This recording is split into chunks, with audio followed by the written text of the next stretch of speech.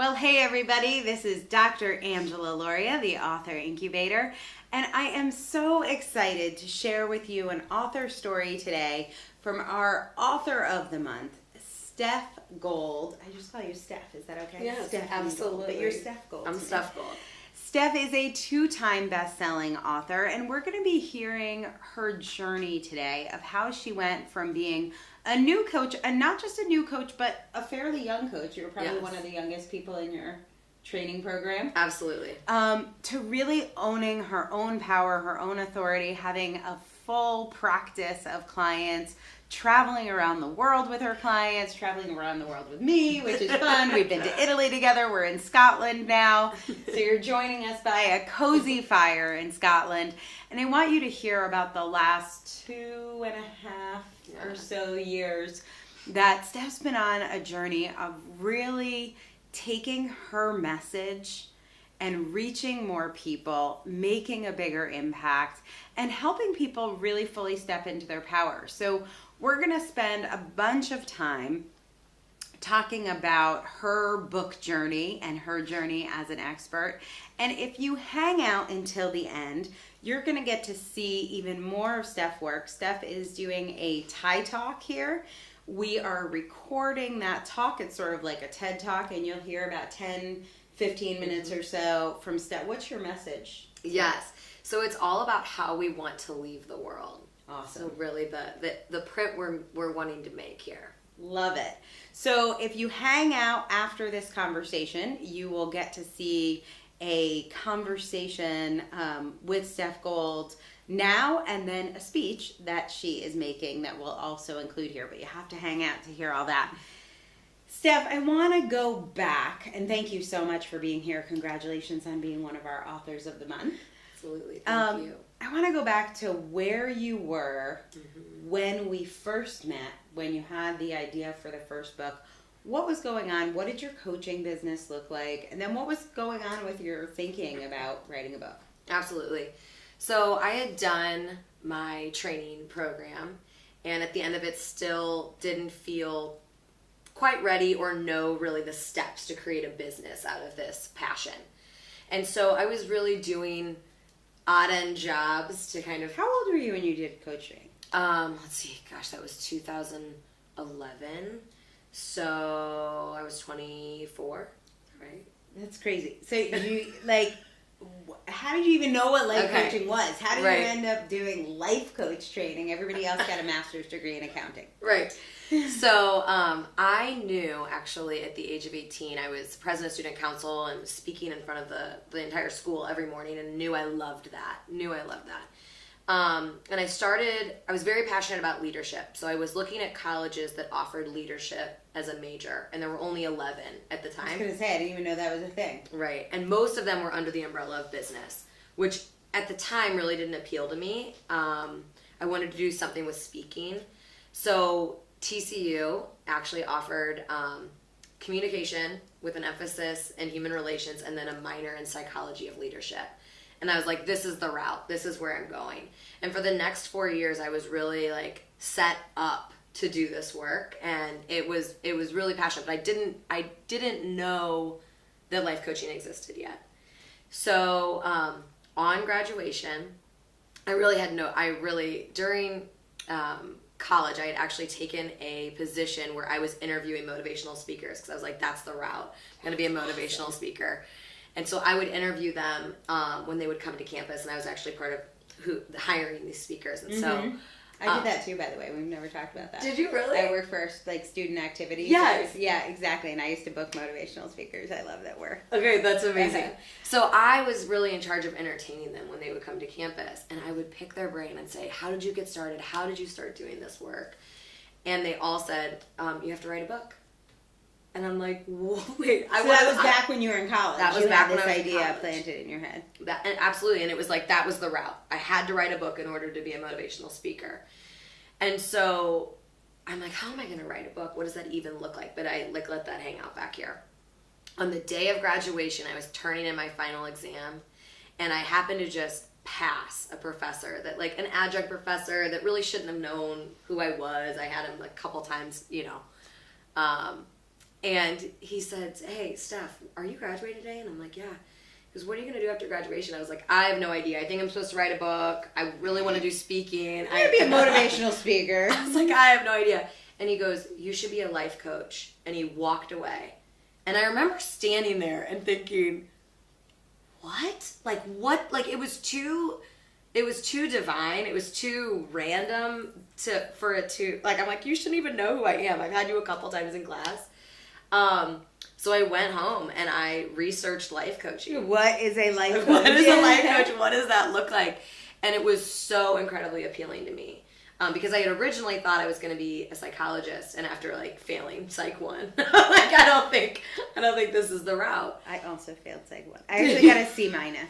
It was all like rods and cones and silly. Nobody told me it was going to be science. Right, exactly. I was very disappointed. I'm like, let's talk about people. Isn't that funny? It was like all my dreams were crushed in that moment of failing, and it was so the best thing that ever happened, because I was never meant to be in a confined space in a room talking to people and telling them they needed to keep coming and see me and have medicine. Right. It was like never ever the path. Not it. And so it really was such a blessing. But yeah, so that was really where the journey started. And actually after college, I took a year off.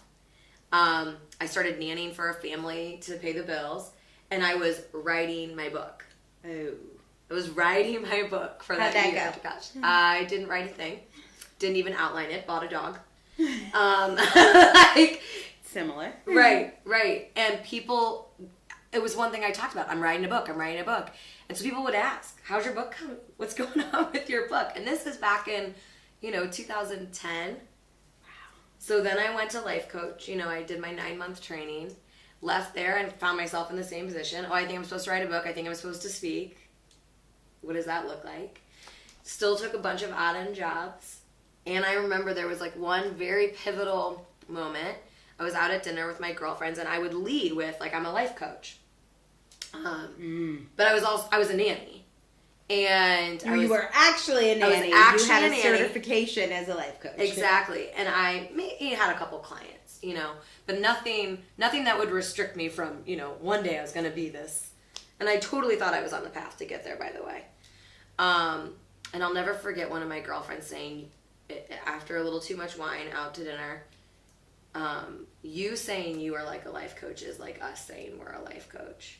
And I was so heated. Like, how could they have the right to say that? Like, I'm clearly a life coach. I'm clearly doing this work. I'm clearly, and I remember thinking, if she had the confidence to say that, they've all been talking about that. They've all been talking about how Steph's not really doing this thing. And I remember calling her the next morning. I'm literally changing a diaper. And I'm like on the phone. How do you think I'm not a life coach? I am 100% a life coach. Like, literally, that is a true story. I'm sitting there changing this diaper. How do you think I'm not a life coach? Arguing the point. And I had a couple. There was like a next aha. I talk about it in my book, but I'm helping the mom make some food, and I'm like in the middle of making this tofu quiche, and it was as if God was like, what the hell are you doing? What are you actually doing? And I called you. That's when you got me? Yeah. I was the result of a bad tofu quiche, tofu quiche gone wrong? I was like, and that was my 27th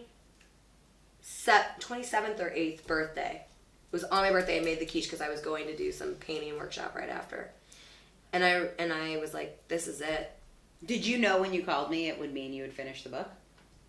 No, but I knew, did I know when I called you? No. Like, I think... You just knew I did books for life coaches. Yeah. You're like, I should talk to her about doing a book. Absolutely. And I also knew, I think now looking back, I knew at least it would look like I was moving in the right direction. Mm-hmm.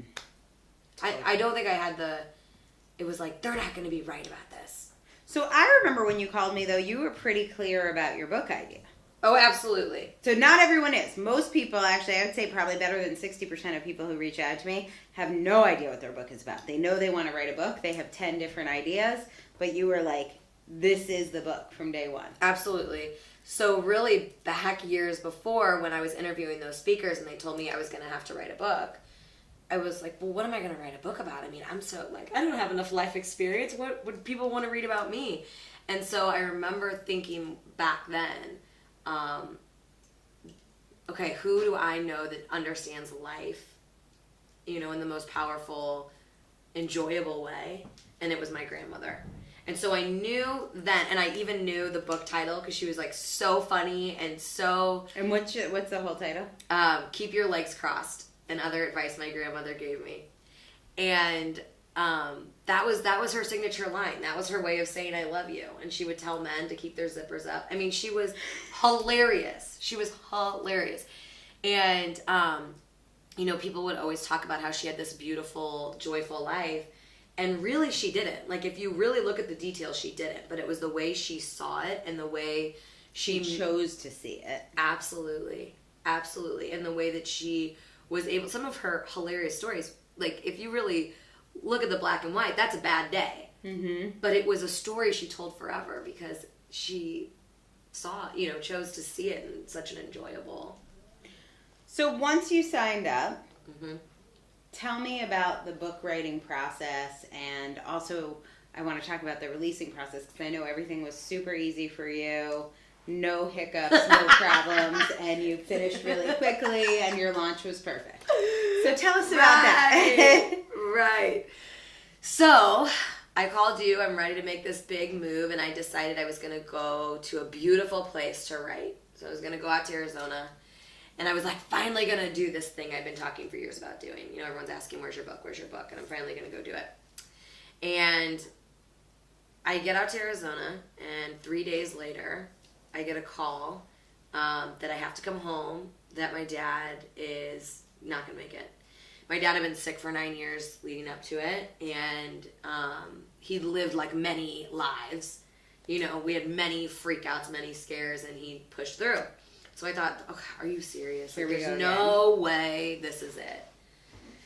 And so I came home, and the next 10 days were the worst days of my life. And I said goodbye to my dad. And I remember calling you and saying, there's no way I can write a book about joy right now. I just went through the hardest thing I've ever been through in my life. I was so depressed. There's no way I can write this book. I remember everything about that phone call. Yeah. Like it was yesterday. It was probably two how long ago did you? Yeah, 2 years ago. 2 years ago, yeah. And I got off the phone with you, and I was confident that was the answer. Like, I would put it on hold. I would write it later when I was happier. And then really the process, so we decided to have a celebration of life event for my dad, because I thought nobody suffers from cancer for 9 years and just dies and gets buried in the ground.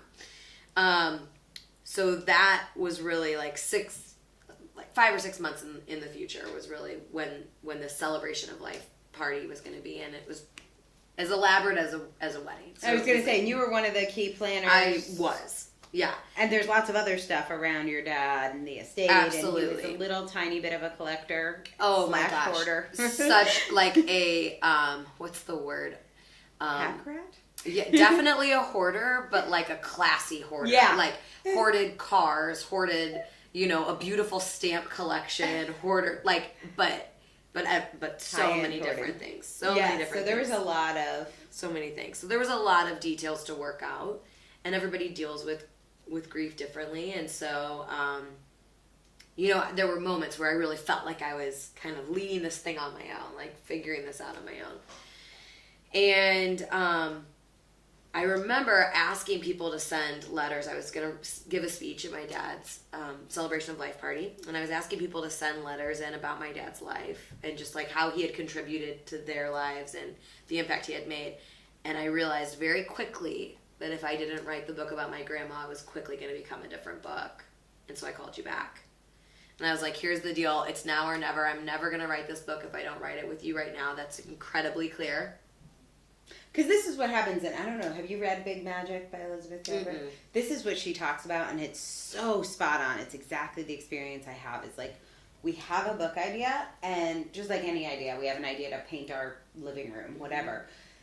And if you don't do it then, it's not bad. The universe doesn't really care. It's just probably not going to happen. The idea is just going to move Right. on. Right. And it would, once you started getting all those letters, like, that idea to write the book about your grandmother, it just would have moved. Absolutely.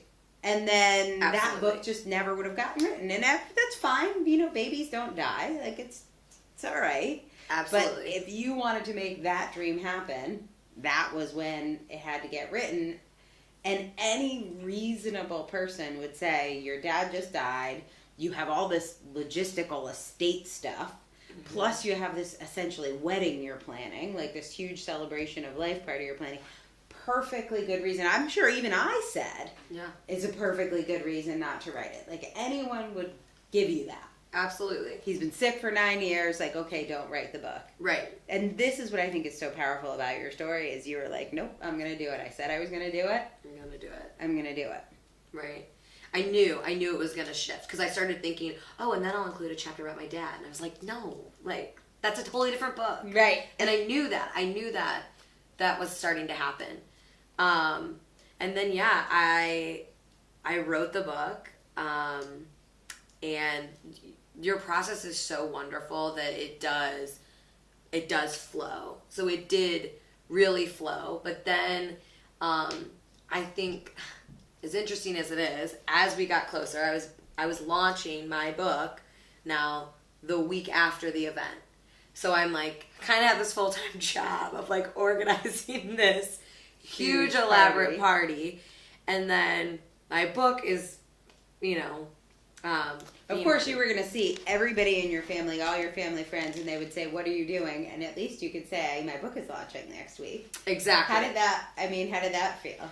It felt huge. It felt almost overwhelming because I didn't feel ready still. So it still was like, but it's not ready. It's not perfect. It's not.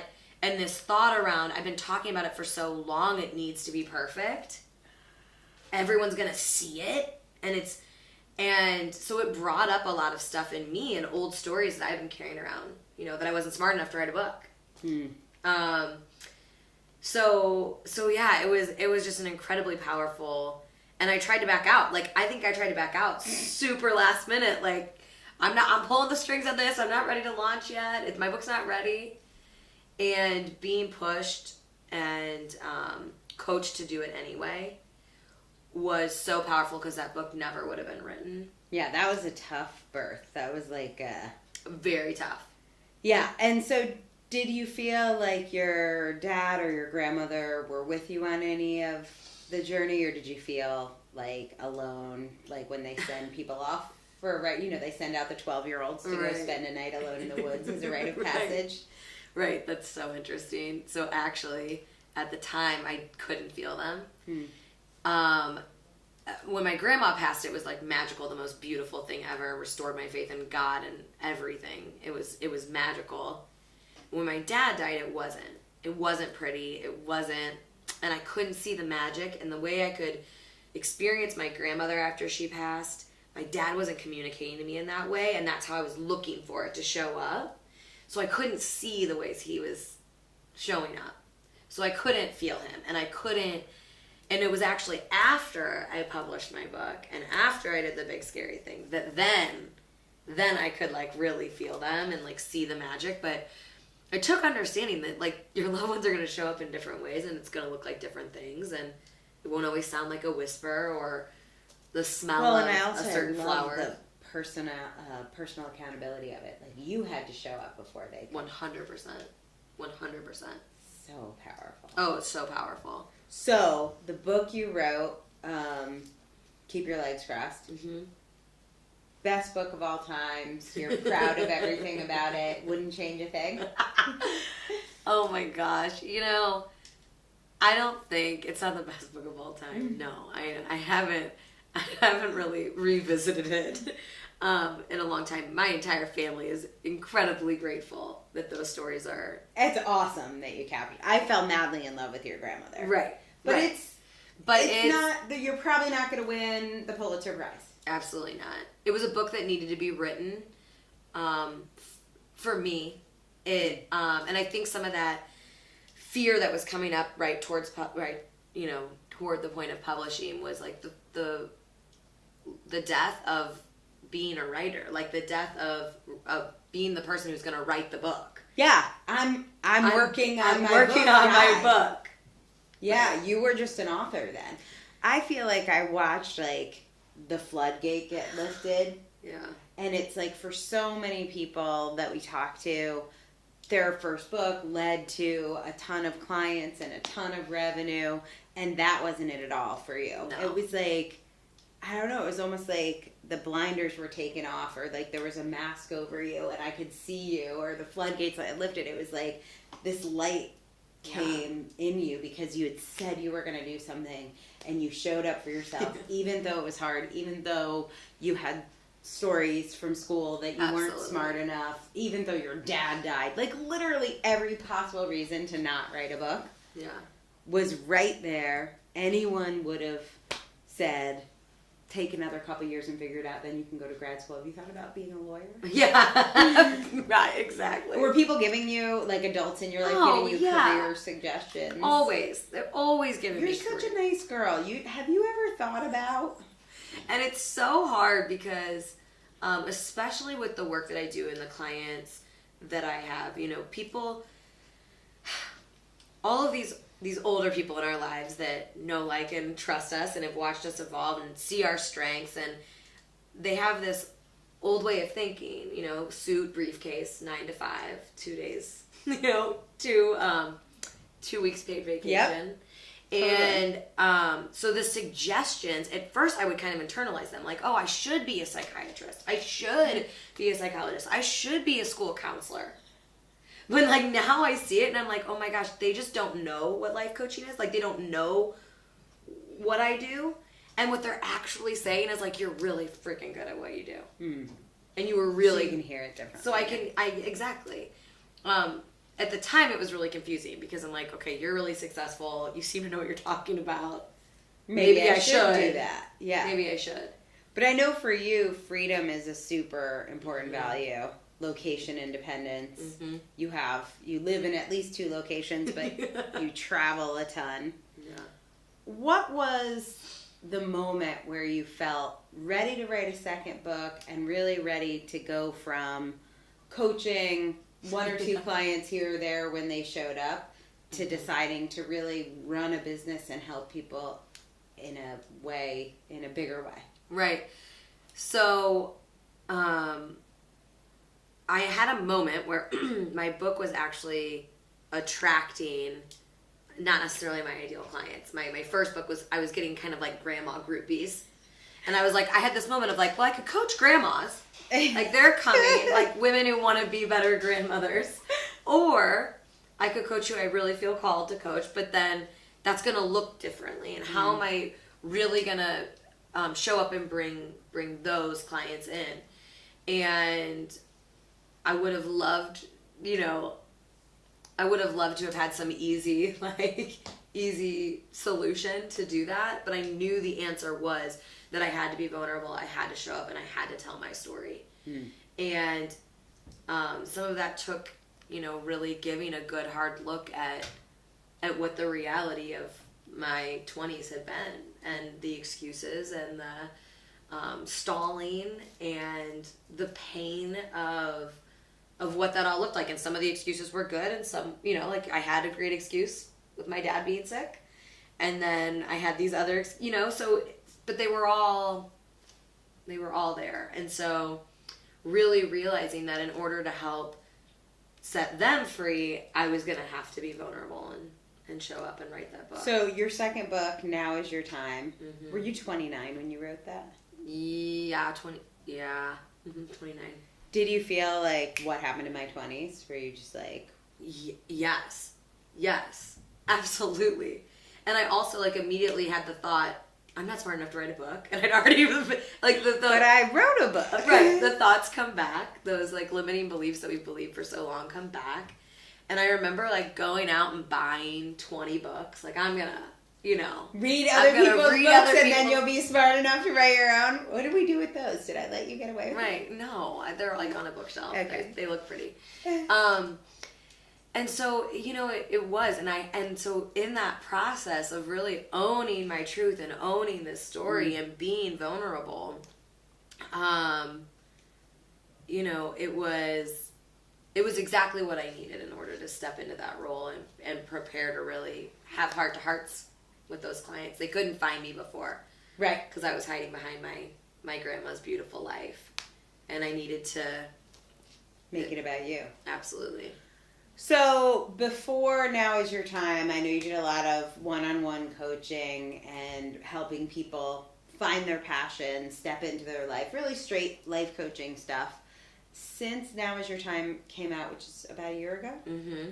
So been about a year. How has your business changed? Who do you work with now? Do you have more clients? Do you have more revenue? How are things Absolutely. different? That book completely changed the game for me. It set my business on fire. It allowed me to be seen in spaces where there are hundreds of women. And it really kind of put a billboard in the air for me that I was there to serve them and that I had this opportunity. And you've used your book at events as Absolutely. giveaways. Even before your book was printed, I think you did I did a book launch, you do like a coupon for like get a absolutely. book? Like Absolutely. I've mostly given it away. And it has just opened, the gates. Now that they know who I am and where I am, I've become a magnet to my ideal client. So if you look at the year before, like 2 years ago versus the last year, have you 10x'd your revenue? Oh, 100x. It's not even the same ball game. And then in terms of one-on-one coaching, I know you do group stuff, international retreats. Talk about like who you serve and how you serve them now compared to before. Absolutely. With your grandma groupies. With my grandma groupies, yeah, I serve their kids now. So really, it's female entrepreneurs that were in the same, place I had been. So right around 30 years old. And they've been spinning their wheels and they're getting the tap, like they know they're meant to coach, but they just cannot figure out what that looks like or how to make that happen. And I think I'm confident that so much of the issue is we get in this system of going to conference after conference after conference, looking for the answers, but the answers aren't there because the people running the conferences run conferences. They don't do one-on-one coaching. So they don't even know how to say, these are the steps to run what you're getting the tap to do. Right. Right? That's not their job to know. Their job is to know not. how to run a great conference. So my clients leave those conferences with a book, a journal full of notes, front and back. I've been to those conferences. Right? They're usually great. They're so uplifting. You can't sleep after. It's like going to church for, like, I always was jealous of people who, like, every Sunday would go to church and they, like, sang and... 100%. Everyone Right. cried. You have these break open moments. And you get the same ahas that you got at the last one. Be a coach, be a motivational speaker, write a book. And then you leave and that feeling starts to fade and you maybe do a couple things that don't yield the results that you're wanting. And so Maybe I should go to another conference. Exactly. And you end back up at the conference getting the same ahas, getting the same feeling, knowing you still aren't doing that thing that you're meant to do, but you don't know where to go. And so that's where I come in because, I'm able to say, okay, we have to stop following the people that don't do what you want to do and listening to people that, aren't creating businesses that you're wanting to create. Right. They're inspired by Elizabeth Gilbert, but you're probably not going to spend the next 20 years working for a magazine company making $40,000 a year as a writer. Absolutely. It's a different business. It's a completely different business. So if you're being called to do the type of coaching, then you need to find a coach that's doing it. Oh. Right? And so that's what's so awesome is that being able to give my book at conferences and saying, okay, here's the next step. So here's a crazy question. Do you like going to conferences? I actually love going to conferences. I do too. Love going to conferences. And before, I was the conference junkie. Like, I understand it because I was trapped in that system of go to the conference, buy the book, go to the other conference. Yeah. So now you get to go to conferences. Right. And when you go to a conference now, what is the chance you'll end up getting a client? When I go to a conference now, I actually am sold out before I leave. Like it's before you leave. Pretty sneaky, sis. Yeah, it's gotten to a place now where there are so many women who are being called to coach, trapped in this system and trapped in that cycle, that when they realize there's a way out, an effective way out with someone who's already done what they're trying to do, they want to take it. So before a conference, maybe there's a Facebook group. You join the Facebook group. You get to know the people. You can offer them like free training, help, support before the conference, and you can actually sell seats to work with you before the event. Yeah, absolutely. That's crazy. And then at the event, I know you've done some fun things like giving your books away, had mixers or parties in a hotel room. Absolutely. I make sure I have a large enough hotel room, and I invite. So you don't only go to conferences, but now you stay in the nicest hotel in the building. Yeah, exactly. Exactly. With the most gorgeous view. Love it. Where everybody wants to come up and take pictures of the view. And I make it really more of a hangout because, especially for the newbies, the ones who, aren't trapped in that cycle, that don't know anybody, it creates a space where they all get to. Yeah, I used to get super excited about like signing up, and then I seem very extroverted, but when I get to conferences, I'm so bad at small talk that I wouldn't talk to anybody, and 2 days would go by, and so like being invited to somebody's suite would have like changed the game for me. Absolutely, and that's how I was. So I know that going into it, and the truth is that I really want to serve. Like, I really want to help these women. And I know that that's the best. I know that that's the best way, is to just make them available. If it's not for them, it's not for them. They don't call me. But I want the ones who it is right for, the ones who are getting this tap to do this work, to know that I exist. Yeah, I love that. So, you travel with your clients. You work in groups. How do you work with people? Yeah, so I do mini retreats where I work one-on-one and I help them just, okay, let's get this business. Let's go from dream to business plan immediately. And so that's really specialized, condensed work, because what I realized was that the individuals that would sign up to work with me, they were ready like 6 months ago. Mm-hmm. So putting them in an 8-week or a 12-week program didn't make any sense. Like, they needed the tools now and they needed to get started. So that's exactly what I do. And then I also have a year-long group where once they have the tools, then there's an opportunity, potentially, if I'm not sold out, to work with me for a year. And then I just help them launch that business plan and, navigate the roadblocks and all of the things that come up in that first year. Right. If their dad dies, if their, cousins think that they shouldn't be being a life coach and they have moments of self-doubt, if their fears that they're not smart enough come up, if they talk to somebody they really respect that says you should make a website, and I know that's not the answer. So I help them navigate that, because they could get stuck for 4 months making some website that would never yield them the results or get them the clients that they want. Yeah. And so there's a lot of opportunities to get hung up in areas that they don't belong. Tell me one of your clients that you're most proud of, someone who's gone on a journey with you that you think other people might relate to. Absolutely. Okay, so Mary was fantastic. She found me actually, I guess, during my book launch. Nice. And reached out initially, I guess she had bought my book, and it's very exciting during your book launch. You're getting a ton of messages. So I really just kind of thought, she just enjoyed the book and it meant a lot to her. But then I heard back from her like a month later. She had gone to a conference and realized that she needed to quit her job, and she'd left her job and she was going to totally do it on her own, and read my book and then called me and was like, okay, I can't do this on my own. I'm getting very lost. I need help. And so she was in a situation where, okay, we need income yesterday. And she was living in San Francisco, one of the most expensive cities. So it was like, how am I going to even... Do you find it's hard for your clients to make an investment in you if they're feeling like, oh my God, I have to make money right away? I think there is a fear initially in the call, but that's just an opportunity for me to kind of coach them through that, because I know the reality of it is that they won't get there. They've already tried to get there on their own, and they won't get there on, they're not getting there. What's another plan to make money? Because on your own isn't working. Yeah, exactly. And so once they see that, they're able to make the leap. But yeah, so Okay, so Mary comes to you. So Mary comes to me, and she is in this position where, okay, we need to make money again, like yesterday.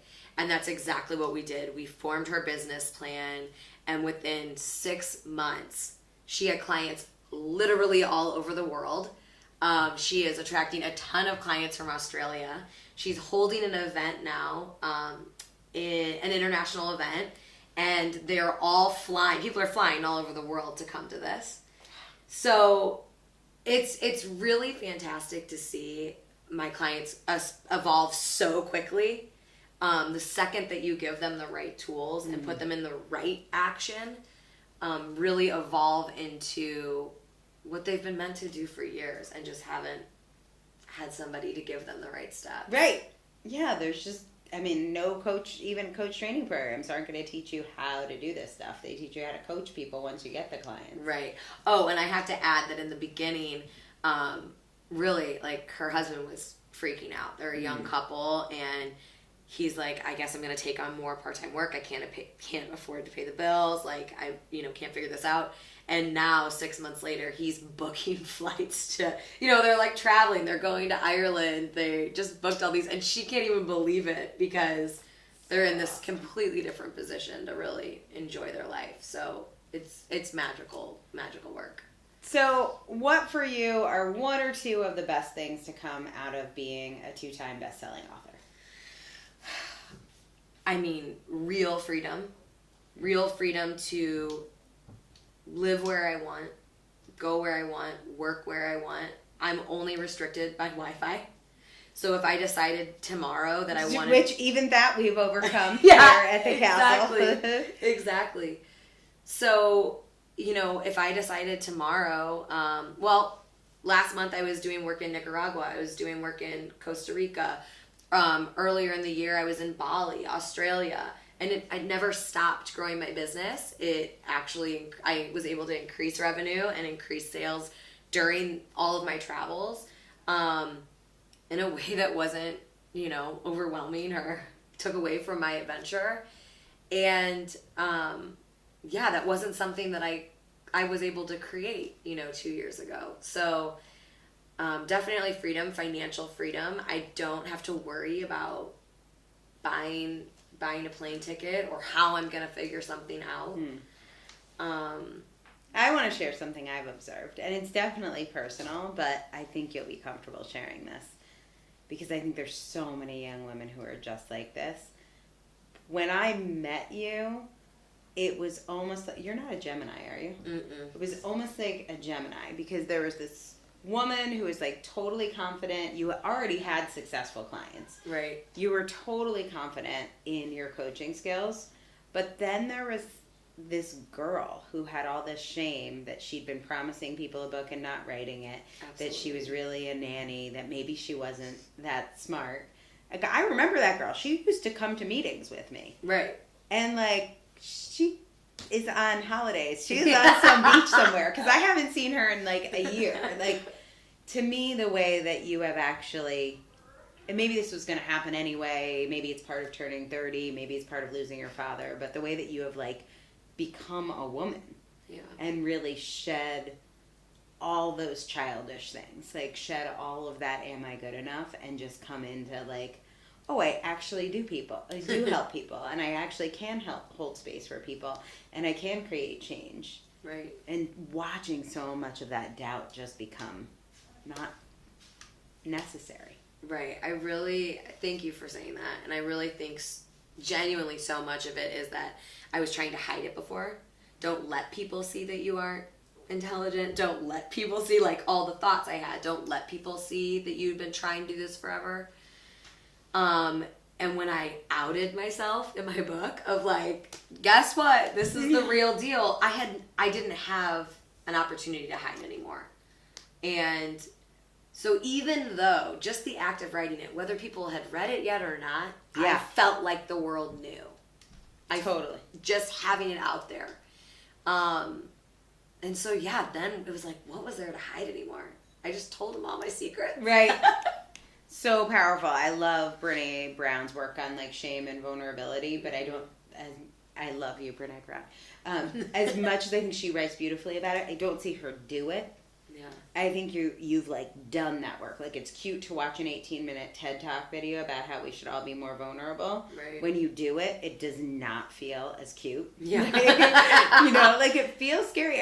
Do you remember your first videos? Like, posting your first videos? Terrifying. Like, terrifying. And now, you know, Instagram is the Steph Gold show. Yeah. So, It's so... your first website you created at my house. Yeah. And it was like, I'm definitely not smart enough to do a website. And 3 days later, you had a website. Like, over and over again, I watched you, like, decide to do hard things and do them. Yeah. And that's the way it works for your clients, because that's the way it actually works. Right. Like, you're just going to decide to do a website and do it. And then, you know what? One of the pages might be broken, or you had to transfer domains. Right. Like, and then you just did it. Yeah, you just do it. You just do it. It's not that anybody handed you anything on a silver platter. Right. It was just like, all right, I guess I'll do this now. So I just think the message that you have, which is about building your business and living your dreams, the message under that for me that I see is all about not hiding, coming out, stepping into your gifts, making the difference you were born to make. Absolutely. Thank you so much. So that is why Steph Gold is our author of the month. I am so glad to have shared her story with you. Steph, if someone's thinking about writing a book, any last words for them, advice, words of wisdom? Oh my gosh, absolutely do it. You aren't getting that tap just as coincidence or for no reason. And the only thing holding you back is you. So go for it. Yes, awesome. And if you want to go for it, go to www.theauthorincubator.com/apply. You will fill out an application just like Steph did a couple years ago. And who knows, you might be joining me in a castle in, I don't know, where should our next castle be? Ooh, Ireland? Ireland. Maybe you will be sitting next to a fireplace with me in a castle in Ireland talking about how your book has changed thousands of lives around the world. Stay tuned. Coming up, Steph's, do you have a name for your talk? Yes. Do you know it? No. It's going to be great. It's fantastic. Stay tuned. You will see the name of Steph's talk. How do you want to be remembered? How do you want to be remembered? Coming up soon. Thanks so much for joining us, and congratulations on being our author of the month. Thank you so much.